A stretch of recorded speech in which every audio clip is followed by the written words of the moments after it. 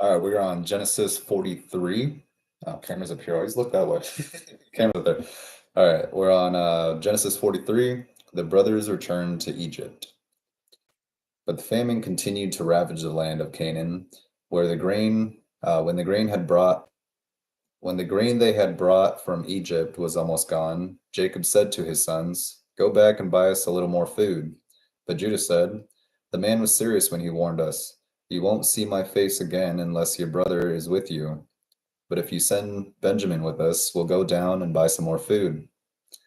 But if you don't let Benjamin go, we won't go either." "Remember," the man said, "you won't see my face again unless your brother is with you." "Why were you so cruel to me?" Jacob moaned. "Why did you tell him you had another brother?" "The man kept asking us questions about our family," they replied. "He asked, 'Is your father still alive? Do you have another brother?' So we answered his questions. How could we know he would say, 'Bring your brother down here'?"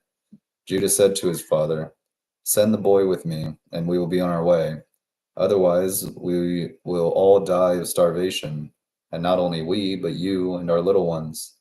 I personally guarantee his safety. You may hold me responsible if I don't bring him back to you. Then let me bear the blame forever. If we hadn't wasted all this time, we could have gone and returned twice by now." So their father Jacob finally said to them, "If it can't be avoided, then at least do this. Pack your bags with the best products of this land. Take them down to the man as gifts: balm, honey, gum, aromatic resin, pistachio nuts, and almonds. Also take double the money that was put back in your sacks, as it was probably someone's mistake. Then take your brother and go back to the man. May God Almighty give you mercy as you go before the man, so that he will release Simeon and let Benjamin return. But if I must lose my children, so be it." So the men packed Jacob's gifts and double the money and headed off with Benjamin. They finally arrived in Egypt and presented themselves to Joseph. When Joseph saw Benjamin with them, he said to the manager of his household, "These men will eat with me this noon. Take them inside the palace, then go slaughter an animal and prepare a big feast." So the man did as Joseph told him and took them into Joseph's palace. The brothers were terrified when they saw that they were being taken into Joseph's house. "It's because of the money someone put in our sacks last time we were here," they said. "He plans to pretend that we stole it, then he will seize us, make us slaves, and take our donkeys."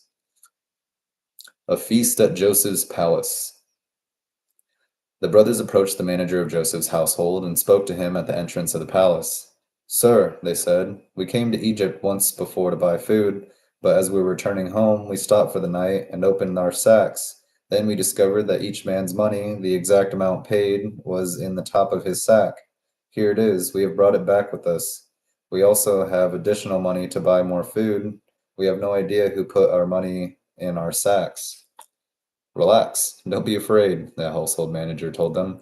"Your God, the God of your father, must have put this treasure into your sacks. I know I received your payment." Then he released Simeon and brought him out to them.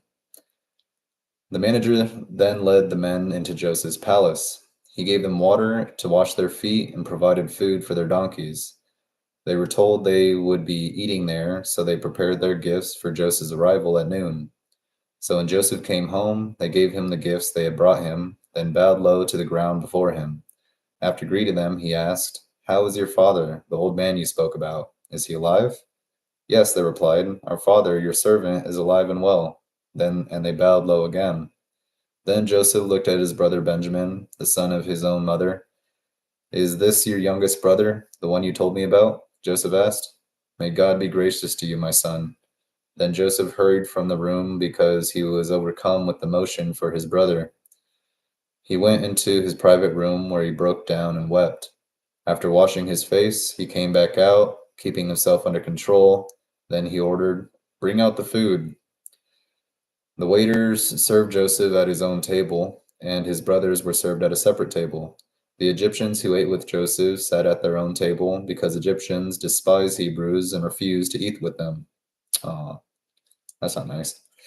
Joseph told each of his brothers where to sit, and to their amazement, he seated them according to age, from oldest to youngest, and Joseph filled their plates with food from his own table, giving Benjamin five times as much as he gave the others. So they feasted and drank freely with him. Genesis 43. Reunited and it feels so good. All right.